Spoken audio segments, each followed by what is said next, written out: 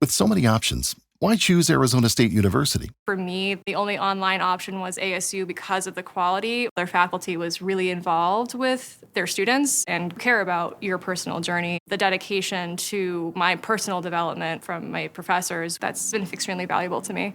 Earn your degree from the nation's most innovative university. Online. That's a degree better.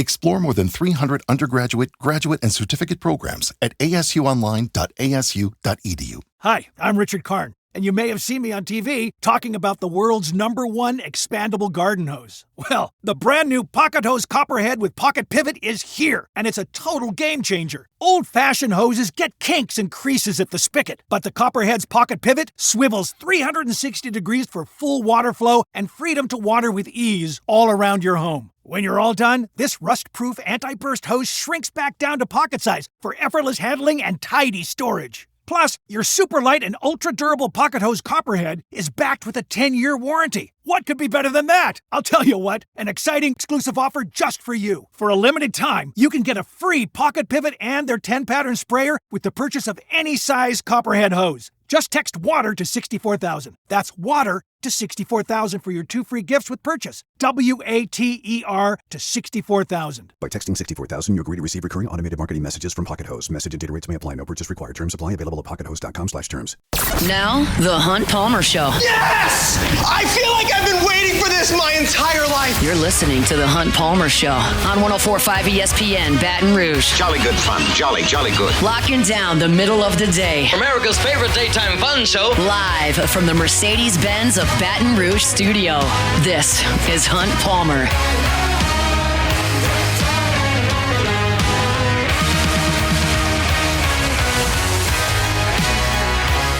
Hour 2, Tuesday edition of the Hunt Palmer Show. We are at the Ameristar Casino Resort in Council Bluffs, Iowa.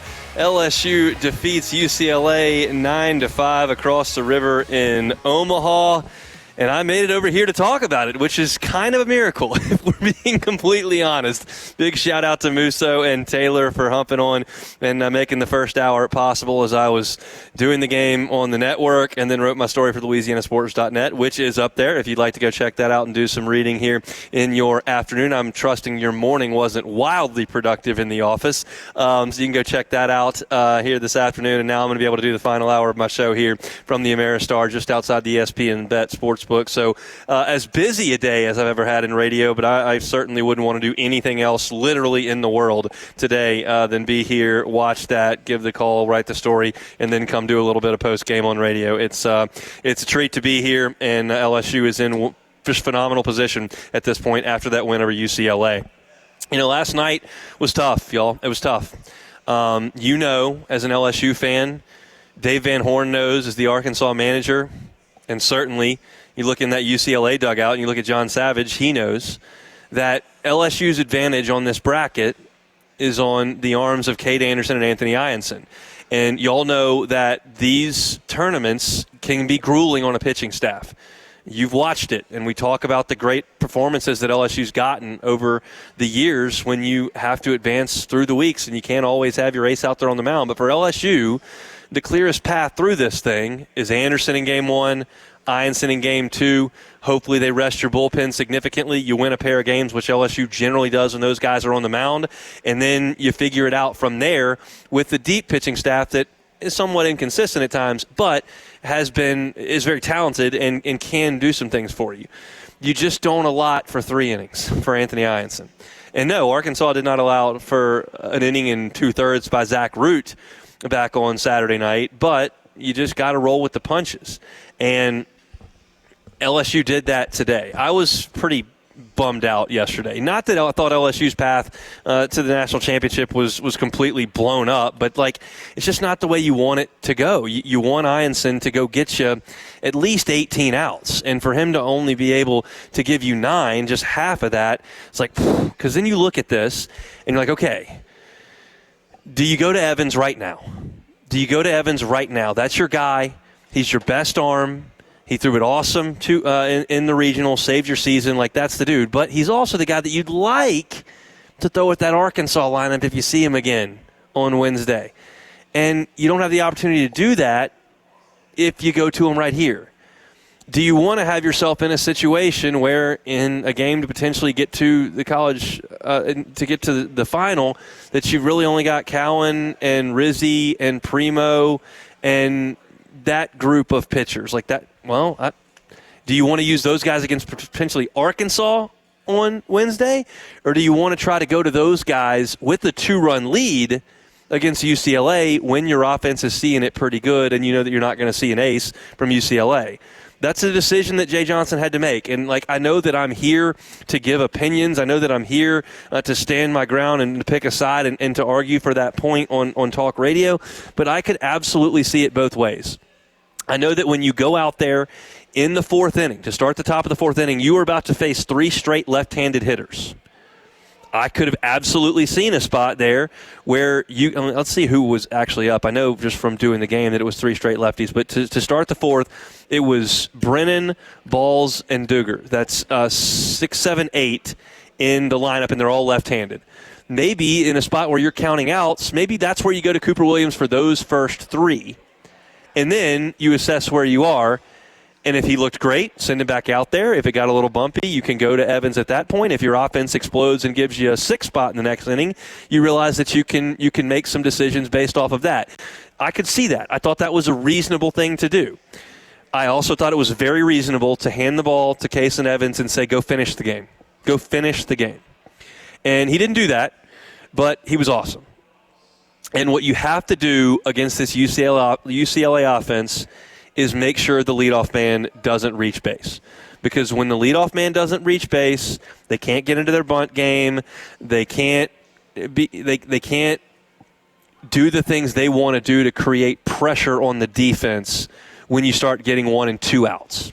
You can't be creative on the base pass in terms of stealing bases. You can't get bunts down. You can't manufacture runs with infield hits. And it's just they want to do things that way, and you didn't let them get the leadoff man on base. UCLA got the leadoff man on base 1 time in 9 innings, and it was the first inning when they scored 3 runs.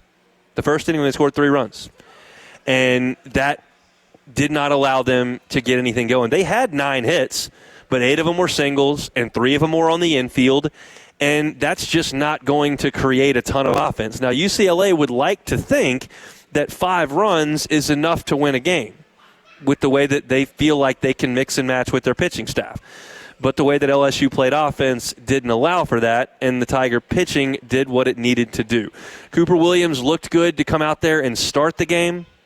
Looked good to come out in relief of Case and Evans. He was throwing the ball over the plate, and then he lost his command. And I jinxed the pitching staff, I'm convinced, when I started talking on the broadcast today, and I said, look, this is a pitching staff that has come out in the first 16 innings that it has worked in Omaha. 9 innings against Arkansas and 7 innings against UCLA, and you have issued 2 walks in 16 innings. And that's how you win games. Zach Root didn't get knocked all over the place on Saturday. Zach Root went out there and walked 2 guys and hit a guy, and the first 2 guys that he walked scored. Give up a bunt single, blooper into left field from Stanfield. There you go. There's a 3 spot. That's what you can't do in that ballpark. You got to make teams earn it. And then, of course, after I say 16 innings, 2 walks, LSU comes out there in the 8th inning. And I thought after you got Chalowski to pop up foul to first base to open the 8th inning, I'm looking at that going, well, that's their most fierce hitter. He's in the 2-hole. You're not going to see him again. You've already got 1 out in the 8th. You only got 5 more to go. You're in a beautiful spot. And then Levu hit 1 hard on a 2-2 pitch through the right side, and then advanced a second on a wild pitch. You hit Martin, and that's when that was Evans. That's when you went to Cooper Williams, and then you walk Salgado. There was a fielder's choice, which was a really good play by Dickinson to go to get the ball to his left, throw it to second base, which was an aggressive defensive play, but he executed it properly. And then Balls gets the infield single, and then you walk Duggar. So all of a sudden now you've got the bases loaded and 2 outs. You've given them 3 bases in this inning, plus a wild pitch, which actually ended up hurting you because you walked the next guy. But that you've given them 3 free bases in this inning, and you've opened up the door. And Jay Johnson goes to Chase Shores in that spot. And we have talked all year about Chase Shores and that part of the pitching staff, the non-Anderson, not Ianson, not Evans, and not Cowan for the most of the year, everybody else, when you get into regional play, when you get into a super, when you get to Omaha, which one of those guys is going to step up? And you hand the ball to Chase Shores, and he comes out there and flips a first pitch breaking ball over there to Call, who rolled over it to shortstop, and you got out of the jam. You were looking a loss in the face there if you're not careful. If Shores throws one to the backstop, or if Shores walks the next guy, that's going to be a big problem. And he did, and he threw strikes, got out of that inning, and then LSU adds to it with the Jared Jones single, which was phenomenal. I'm going to talk about offense in the next segment, but that was great to see. And look, Chase Shores goes through 1, 2, 3 in the UCLA order: West, Cholowski, and Levu, and he did it with ease. And you held Cholowski to 0 for 5. You held UCLA to 1 extra base hit. I'm looking at their statistics right here. They only walked twice. They were hit by 2 pitches. UCLA left 7 men on base. 4 of them were by the 9-hole hitter called. It was the bases loaded in the 8th inning, and then 1 more. That's the guy, if you're LSU, that you want coming to the dish with runners on base, and LSU was able to put him away. I just thought that it was such a solid effort in the face of adversity, because you just couldn't have planned for that, and that's the reason. I know a lot of y'all have said this last night, this morning, that's why LSU doesn't start these games. When you're down in Baton Rouge and the radar sucks. And I know that sitting through those sun delays gets really old and really annoying, but that's just what Jay Johnson wants to avoid. And it probably cost you Case and Evans for tomorrow. It probably did. We're going to talk about pitching down the line, and I want to preview what Arkansas and UCLA have on the mound. Arkansas has, as I was told leaving the press box today, Arkansas has announced that Root will start in the game tonight, should they play tonight. And you'd like to have Case and Evans in the game, whoever it is, Arkansas or UCLA tomorrow, but you're not going to. But you responded. And this is what this team has done time and time again, and they put themselves in the most advantageous position that they have been in 16 years, and you love to see that. So LSU wins at 9-5. I'm talking about it here at the Ameristar in Council Bluffs, just across the river from Omaha. Wasn't planning on getting up at 8 o'clock this morning and heading over to the ballpark, but we got it done. LSU wins 9-5, and now you sit back and wait in the winner's bracket. Coastal's in the winner's bracket on the other side. They'll play tomorrow in the afternoon. All right, let's come back and talk about this LSU offense, because I've got a lot I want to get to in the way that they handled themselves over the last 24 hours. We'll do that when we come back on this Tuesday edition of the Hunt Palmer Show. The Hunt Palmer Show. Highland Insurance Group, HighlandIG.com is that website. Jonathan Carbo and his team, phenomenal folks to deal with in the insurance game. I tell you this all the time. Their expertise is why you should deal with them. I know that most of the time when we think about insurance, we immediately go to premium. That's where your eyes are immediately drawn. And that's important. And the Highland Insurance Group's an independent broker. They've got access to dozens of markets. They can place your program where the premium is extremely competitive. But the most important thing when you pay the premium is then that it responds properly when there's a loss. Hurricane, car accident, lawsuit, cyber attack, whatever the case may be, you want to make sure that once you've paid your good money as a business for the premium, that the policy responds. And that's what they do at the Howard Insurance Group. They'll audit your policy for free. If you want them to look at your policy and see if you're properly placed and if your coverage reads properly, they will do that for free.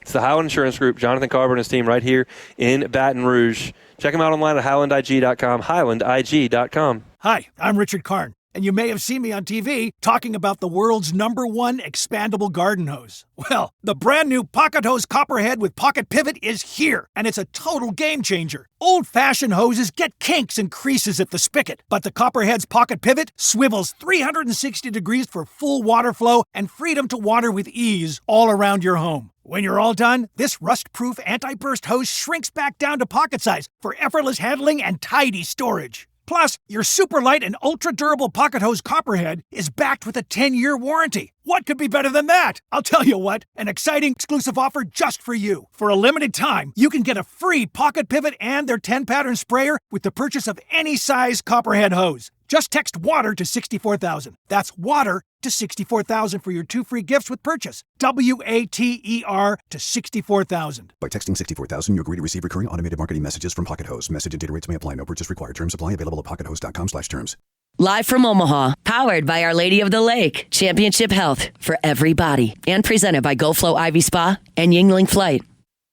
This is the Hunt Palmer Show on 104.5 ESPN, Baton Rouge.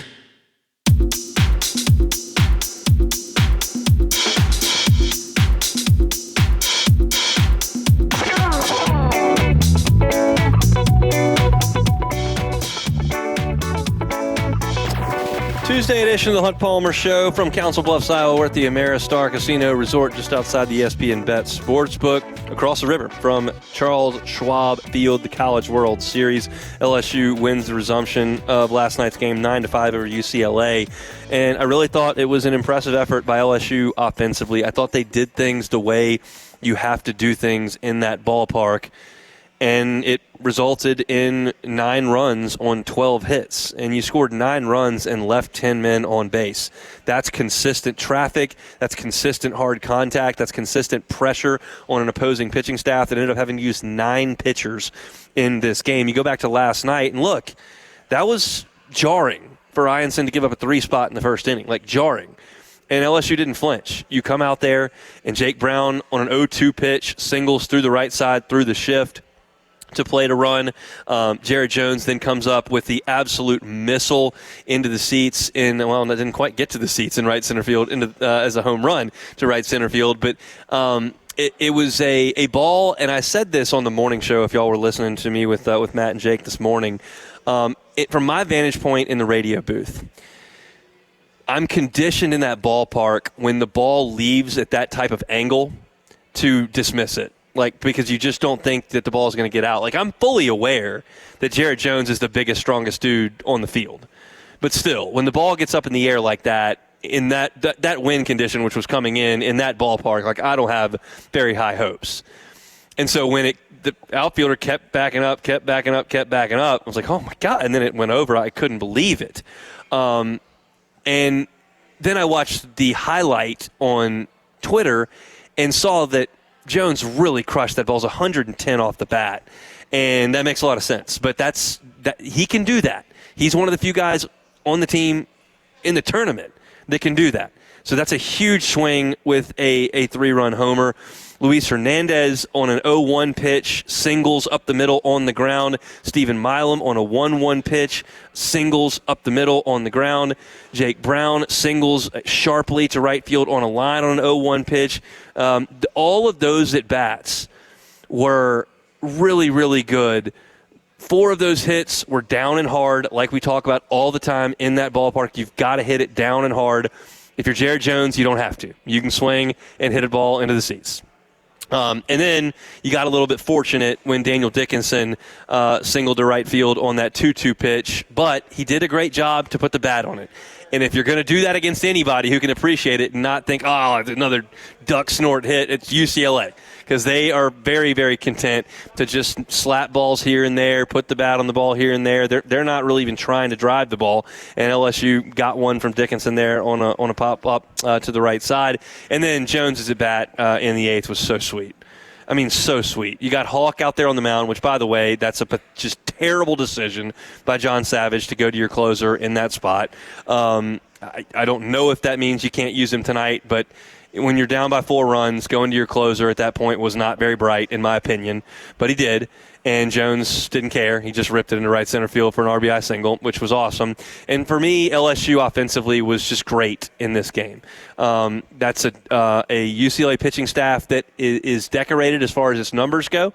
I've been telling you since the middle of last week that I don't think it's an overly talented staff. I think that there were 2 guys you saw in this game that are SEC level in terms of just stuff. I thought O'Connor Oh, no, sorry, Randall was that. But he's been a one-inning guy for them really all year. His season-long outing is an inning and two-thirds, and that's what he did today, an inning and two-thirds. He struck 3 guys out, but you saw him kind of run out of gas and lose his release point a little bit at 1 2/3 innings. But Randall's got big-time stuff, 97, 98 on the fastball and a pretty good slider. And then Ethan Hawke, the closer, has big-time stuff. But LSU got 2 hits off of him. So you'll take that. LSU, again, saw 1, 2, 3, 4, 5, 6, 7, 8 pitchers from UCLA, rolled up 9 runs, and only struck out 7 times. And I told you yesterday, days are really becoming a bit of an issue up here, but I told you yesterday that I thought that LSU would not strike out as much as they did against that rested Arkansas staff. UCLA is just not that kind of team. They don't pitch to strikeouts, and they don't strike out very much offensively, and LSU did a good job of hanging in there. And only struck out 7 times in the game. So awesome stuff from LSU offensively in this game. And keep in mind, LSU, 2 straight games against Arkansas and UCLA, who are both in the top 10 in the country in fielding percentage. LSU does not have an error. And I thought you saw some really special plays that LSU made in this game defensively. I thought that Dickinson made a couple of really nice plays. I thought that he did a great job getting the fielder's choice in the 8th inning. He went to his left. He could have taken the easy throw to first, and I would have liked that play. But instead, he made a strong throw to second base and made that play. It was excellent. I thought, and I don't know exactly where this was in the game, but you'll remember it. It was a leadoff hitter. Let's see. I may be able to find it on this scorecard. It was a leadoff hitter today. So it was in the 6th inning. Roman Martin hit a rocket shot to lead off the 6th inning. And at that point, the score is 7-3. And Martin hits a rocket toward Dickinson. And if you'll remember the play, Dickinson blocked it up with his body in front of him, picked it up, and made the throw to first base to retire the leadoff man. Far, far, far too often, especially in college baseball, when that ball is hit on a line that's 1 hop and a short hop, you're going to have a second baseman, a third baseman, some sort of infielder try to play it off to the side and pick it with the backhand or pick it with the glove side. And they're not good enough to do that. And it's going to get through, and it's going to be a leadoff single. And Dickinson did not try to do that. He gave his body up, knocked it down, picked it up, and threw it to first base. I thought that was a huge play in the game, because if you let that leadoff base runner on in the 6th inning, and then Salgado actually singled next, and you may have an issue on your hands because you got an offense that's cruising, picking up some momentum, and LSU didn't allow that. And the next play, as we're talking about defense, was the ground ball to Milam, where he fielded it, had almost a collision with Dickinson at second base, and then threw on to first base for the double play. He was ruled out. They challenged it, and he was, in fact, out. But that was another incredible defensive play in the infield for LSU, and I thought that one of the keys to the game was going to be infield defense, because UCLA doesn't strike out a lot. They hit the ball hard on the ground a lot, and you've got to make the plays. And LSU, for 9 innings, did not make an error. And you're turning double plays. You're giving your body up. You're picking the ball clean when it's hit at you. I just thought it was great. I thought LSU all around played great. And here's the deal. I have seen so many teams come to Omaha and just not play their best. And that's hard to prevent. Like, it's not like game planning usually. It's just, hey, guy kicked a ground ball. Hey, guy got caught guessing and took a 1-2 pitch right down the chute. Hey, guy got picked off. Like, things just happen when you get here because it's baseball. And LSU hasn't really blinked through 2 games. The only, small issue was putting guys on in the 8th inning. You hit a guy, walked a guy, and then walked another guy, but you ended up getting out of it. That was the only real hiccup that LSU has had in 18 innings of baseball. And that's all you can ask for if you're Jay Johnson. LSU was so rock solid against Arkansas back on Saturday. Only 2 walks issued, no errors. You come back today, you don't give them free bases.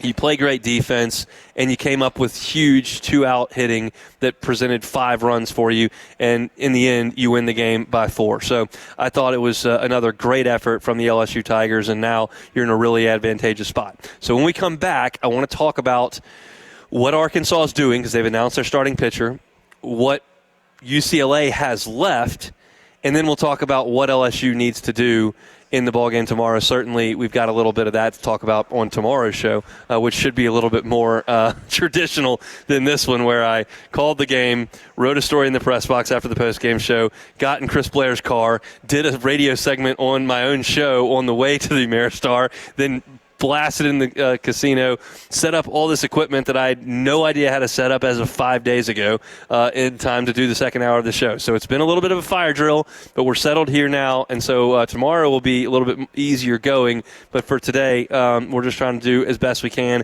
and we'll talk about what is coming tonight in the game between UCLA and Arkansas when we come back. The Hunt Palmer Show.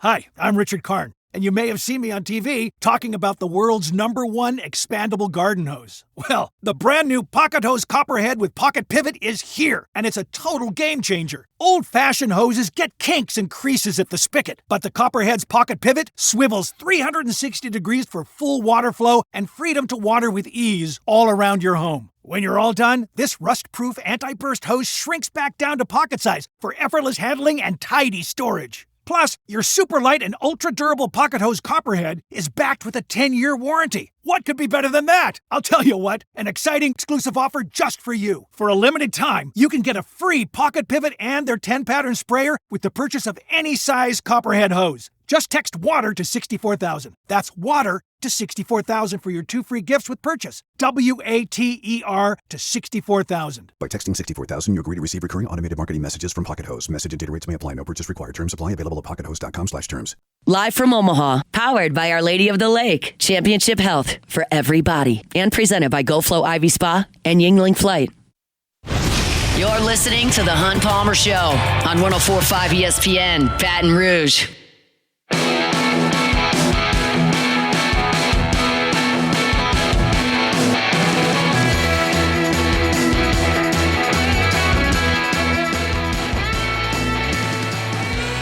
All right, Tuesday edition of the Hunt Palmer Show. Happy edition of the Hunt Palmer Show. Tigers win it this morning into the afternoon by a final score of 9-5.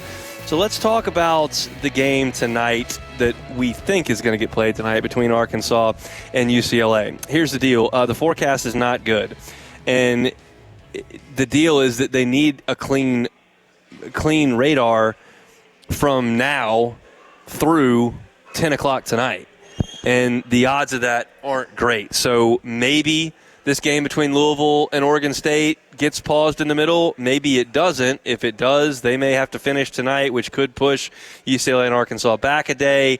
There are a lot of things at play here that can alter the way that you want to pitch or you have to pitch these games moving forward. I'm going to say something that's pretty strongly worded, but I do believe it right now after watching. I don't believe that UCLA can beat LSU twice.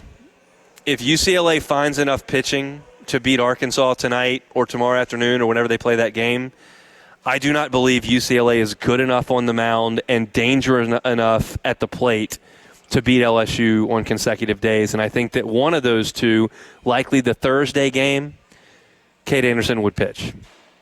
And I think that LSU would win that game. It's baseball. Anything can happen. But if you're asking me to break down this bracket and what's left of it, I think UCLA is too taxed and not talented enough on the mound and dangerous enough on offense to beat LSU twice. They used 8 pitchers in this game. I believe they used 6 in the first game. I do have that box score right here, so let me make sure that I'm correct. But they definitely used 8 in the game against LSU, and in the game against Murray, UCLA, who was the home team here, they used 1, 2, 3, 4, 5, 6. They used 6 pitchers. So the plan for John Savage is to continue to use guys 10 to 25 pitches at a time.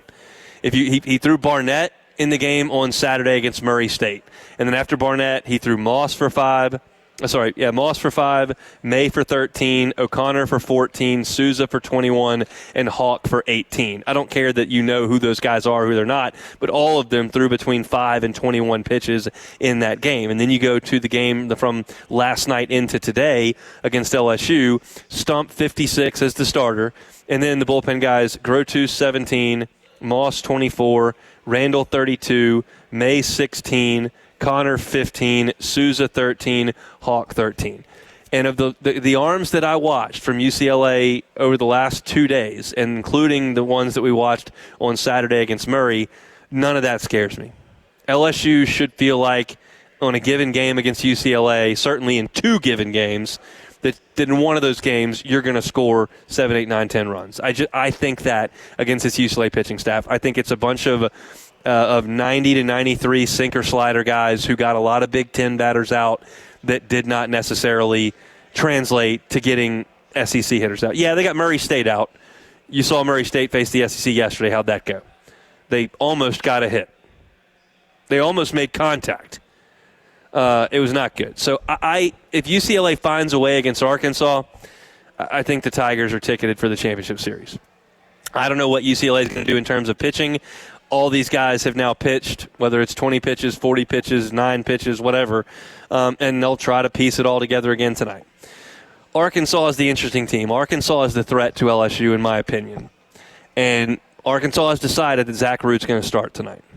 So LSU is not going to see Zach Root over the next 2 days unless he throws – I mean, I can't even imagine a situation where LSU would see Zach Root. So that piece is off the table for Arkansas against LSU. So what do they have left? Well, it depends on how long Root can go in this game and what the score is and who they've got to go to out of the bullpen. The guys who can give Arkansas significant length outside of Root are Landon Vitalshees, who started a lot of game 3s for them this year. He's a left-hander that's kind of soft-tossing by SEC standards. LSU saw him in the Sunday game in Baton Rouge. You've got Will McIntyre, who's a grizzled veteran who does not have great stuff, but has been a starting pitcher at Arkansas over his long tenure there in Fayetteville, and can definitely be a guy that goes 5 innings or so here or there. So that's a guy that you could see in the game tomorrow. I think that those two are the most likely starting candidates. And I think that if Arkansas and LSU got to a Thursday, which is the spot that you saw Rhett Lauder and Paul Skeens come back from, I think that would set up another Cade Anderson, Gabe Gackle game. That's what you're kind of looking at. So in a Wednesday game, which is tomorrow, it's going to be LSU's bullpen against Arkansas's bullpen, basically. And we'll see who Arkansas has available based on what they have to do against UCLA. And if it got to Thursday, I think the big guns would come back out. So that's what you're looking for in this side of the bracket. Obviously, the best ticket to win the national championship is to have Cade Anderson and Anthony Ianson ready to go in the championship series. For that to happen, LSU's going to need to win tomorrow. If you don't, you're going to have to throw Cade Anderson on Thursday, I think. Now, here's where things change a little bit from 2023 for LSU as we're mapping this thing out. Work with me. Arkansas beats UCLA tonight. Sets up a Wednesday game. Arkansas beats LSU behind Landon Vitalshees, and they go to a couple of those bullpen arms that are super talented. And they beat LSU in a game where LSU throws Zach Cowan and DJ Primo and Maverick Rizzi and Connor Ware, and Arkansas wins.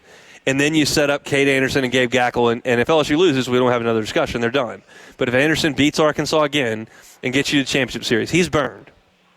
He throws on Saturday. He throws Thursday. He's burned. Saturday, in the championship series opener, you would have Anthony Ianson ready to go. And then I think on Sunday, Kason Evans would be ready to go. Kason Evans in the game today threw 68 pitches. So 68 pitches on Tuesday. You have Wednesday off, Thursday off, Friday off, Saturday off. That's 4 days rest. That's normal big league rest. It's the same amount of rest that Cade Anderson would have coming back on Thursday. And I think Evans would be absolutely ready to go and get you 80, 85 pitches. So in the 2023 series, you knew that Ty Floyd could start the first game, just like you would have Anthony Ianson ready to go in this instance. After that, you really didn't know. And that's why you got crushed in the game on Sunday against Florida. But you had Thatcher Hurd ready to go, and I would suggest that having Case and Evans ready to go is better than having Thatcher Hurd ready to go. So while this is not an ideal situation, you would rather go Anderson, Ianson, Cowan, and then have Anderson ready to go in game one. Evans, not Cowan. Then you have Anderson ready to go in game one of the championship series. You still are on track to have Ianson and Evans ready to go in the championship series if you can get there. So if you're an LSU fan, I think this is pretty simple. You're pulling for UCLA to find a way to beat Arkansas. And the way to beat Arkansas is to have Arkansas hit like Arkansas has hit for 2 days. Arkansas scored 1 run on LSU on Saturday, and then came back on Monday and scored 3 on Murray State. Murray State hadn't gotten anybody out in 3 weeks. They've just hit their way through. And so it's an Arkansas offense that's not hitting. And that sounds familiar to the chorus I was singing 2 years ago about Wake Forest. Wake Forest just did not hit when they got here. And you look at back in 2017, Oregon State's offense went away. And maybe Arkansas's offense is going away. They're going to claim they got a big shot of life from that no-hitter. And maybe they did. And it certainly saved their bullpen. But that's not the problem. The bullpen's not the problem. Their offense is the problem. So hopefully UCLA, with this approach of throwing 50 pitchers per game, can limit Arkansas. And if UCLA advances, throwing all these pitchers another time, I just don't see a way that they're going to take down LSU in back-to-back days. That seems to me to be unlikely. But baseball is a crazy sport. It was unlikely that LSU was going to beat Oregon State, who was 56-4 when they stepped on the field for that first game. So great win for LSU. You're in as good a spot as you could be given the weather draw. And now you sit back and wait, get off your feet, and hope that you only have to play one more time before you get to the championship series. I want to say this as we kind of wrap that discussion and get to our final segment here. Probably a few of you listening that were thinking, if we get to the championship series, I'm probably going to go. Gas up the cars. Let's go. Once in a lifetime, maybe, your one chance to get up here and see LSU potentially win a national championship. The crowd's been a little bit light by LSU standards, and I get that. It's expensive, and a lot of folks came up here 2 years ago, and it's easy for me to sit here and say that when the company's paying me to come up here and work. I get it. But it's a great place to come. It's a phenomenal trip, and now you've got a little bit of – you usually don't punch your ticket to the next round at 1 o'clock in the afternoon. Hop in the car. Get on up here. Let's paint this place purple and gold like it was 2 years ago for that championship series. LSU's guaranteed to play 2 more games. So it's not like you're going to come up here, watch them lose in 3 hours, and have to drive on home. Just give it some thought. I know you and that person have talked about it, and that person talked about it. Should we ever just get in the car and go? Just think about getting in the car and going. Again, easy for me to say, but I'm just putting that bug in your ear. It might be the time to make that decision, take that plunge, and get on up here to Omaha. If you do, come on by the Ameristar. The sportsbook is awesome. The food here is fantastic. A lot of awesome gaming options down on the casino floor. Rooms are great, and the convenience to Charles Schwab Field is incredible. I was able to get over here in time after postgame to set up and do my show quickly because we're so close to the ballpark at Charles Schwab. So I'm going to take one more time out. I'm going to go check out the score of the elimination game that's going on right now. We'll get you an update on that as we get out of here. But appreciate y'all for hanging out. It's a Tuesday edition of the Hunt Palmer Show. The Hunt Palmer Show. Genesis of Baton Rouge, genesisofbatonrouge.com. Every car that is on the lot is online at genesisofbatonrouge.com.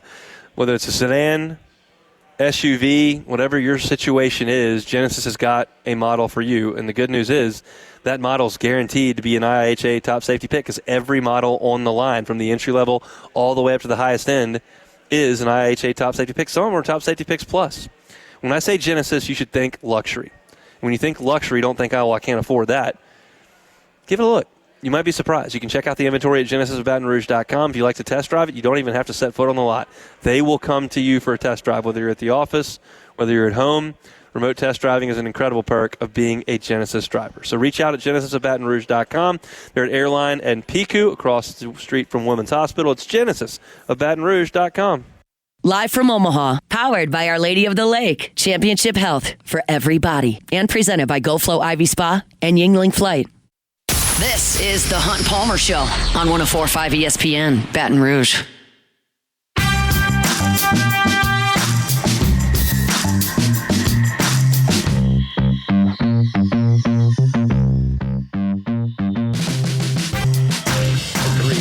Let's do some quick math there. That's 3. That's 6.5 hours of broadcasting, writing, traveling, all the like.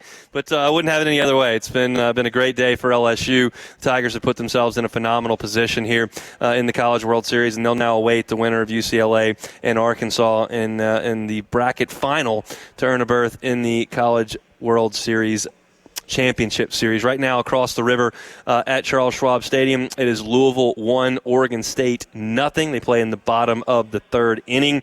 Winner of that game will have to come back and beat Coastal Carolina twice. And we'll see just kind of what the future holds today as far as the weather goes. You certainly can't control that or predict it, and you can't really play for it because you don't know what's going to happen. Last night was really frustrating, I think, for LSU, but they've come out on the other side just okay. And you just kind of hope that it all works out the rest of the way. And now it's Arkansas and UCLA's issue to deal with the weather over the next 24 hours before they come and play LSU. We got one more order of business here to do on this Tuesday, and that is, of course, Take It or Leave It. Take it or leave it. Take it or leave it. Presented to you by Flight by Yingling, the next generation of light beer, crafted by America's oldest brewery. Today's hottest stories in sports, news, and sometimes even Hunt's life. The question is, will he take them or leave them? Shout out to Flight by Yingling. Phenomenal summer beer. In fact, the next generation of light beer, Yingling Flight. You're on the golf course, at the pool, tailgating, just hanging out in the backyard. Great, crisp, refreshing Flight by Yingling. The next generation of light beer, it is Flight by Yingling. Alrighty, first one here. You there, Beck? Can you hear me? You got me, Hunt? Well, Beck, are you there? I can't hear you. I am. Guess we got some technical difficulties. If I can hear Beck at some point, then I'll go ahead and chat with him. But right now I can't. So I'll give you kind of my thoughts on what LSU does from a pitching perspective coming up tomorrow. I think that it's likely Zach Cowan, right? Maybe Jaden Newt gets the ball, but I think it's likely Zach Cowan. That didn't go awesome in his try in the regional against Little Rock, but he's got starting experience. He does have the ability to give you a little bit of length. I don't think that 55, 60 pitches would be a problem at all for him. So I think that's a real good option for you. If you decide to go with Newt, I can't complain about that either. He threw it great until he didn't in the regional. So I think that those are probably the two guys, and then you play it by ear based on how things materialize over the early innings. Think I got you now, Beck. You got some Take It or Leave It for me? Yeah, yes, I do. How about the first one? The game tonight will finish. Take it or leave it. I'm going to, I haven't looked at the weather because I now don't care. I don't have to be there. I don't have to worry about LSU's pitching. I'll leave it. I think it's likely that they may struggle to get it in. It seems like the night window is not very good, but look, if they're willing to start all the way up till 11 o'clock, maybe that ends up working out and they get it in. The weather looks okay right now. I'm watching on TV, and there's no issue at the moment. But that thing kind of came out of nowhere based on my eye yesterday. I didn't think twice about the weather yesterday until someone in the Bayou Ford chat came up and said, hey, the weather looks terrible for tonight. And I looked up the radar and I was like, oh, I didn't even consider that because it's been sunny the whole time I've been here. And then that thing was it looked like it was going to come in and just fly right through and we'd be back on the field in 45 minutes. And instead, it was moving really fast, and then it got to Omaha and just sat down. And it never stopped raining. I left the ballpark in the rain at 10:45. So it just, you never know with the summer weather. And I tend to think they're going to have trouble getting both of these games played. But right now, they're through 3 innings, and they're moving right along over there. So we'll see. All right, next one here. We got some news on the PGA Tour. Commissioner Jay Monahan will be stepping down at the end of his contract in 2026, and he'll transition to day-to-day responsibilities of running the circuit to new CEO Brian Rolap, who was working in the NFL for quite some time. Good riddance. Take it or leave it. It's a tough spot for Jay Monahan. I'll leave that. I don't know enough details. He was tasked with the toughest moment in the history of that position as commissioner of the PGA Tour when you had Saudi billionaires come in and try to buy golf. And no one had ever dealt with that. There wasn't really a blueprint on how to handle it. Do I think he did a perfect job? I do not. I think that there were some significant issues in communication. But it's tough to negotiate with someone who has the whole piggy bank when you don't. So I'm not going to blame it all on him, but it wasn't great. There's a 2-run home run by Louisville. They now lead 3-0 in the bottom of the 3rd inning. All right, that's it. That's all we got? Okay, so, oh, man, they hit another one? I'm curious to see if this ball gets out as I'm watching live. It didn't. It almost got out. It one-hopped up against the wall. I noticed the wind at the ballpark today was changing a little bit, and that's maybe partly due to the weather. I'm not a meteorologist. I don't know. But you had a deal in the first 3 days of the College World Series where the wind was really blowing in hard, and the park was playing massive. And Jared Jones got it out, but like no one else really could. You saw a ball that Louisville just hit out earlier. That ball left the bat at 106 miles an hour and didn't get out, so maybe that's not a ringing endorsement of the park playing a little bit smaller, but it did feel like today the home run was a little bit more possible. No one really got one up in the jet stream that should have been a home run and wasn't, so I can't speak to it exactly, but there were moments where the wind was blowing a little bit out to right field. There were moments when the flags were laying down and there wasn't wind blowing at all.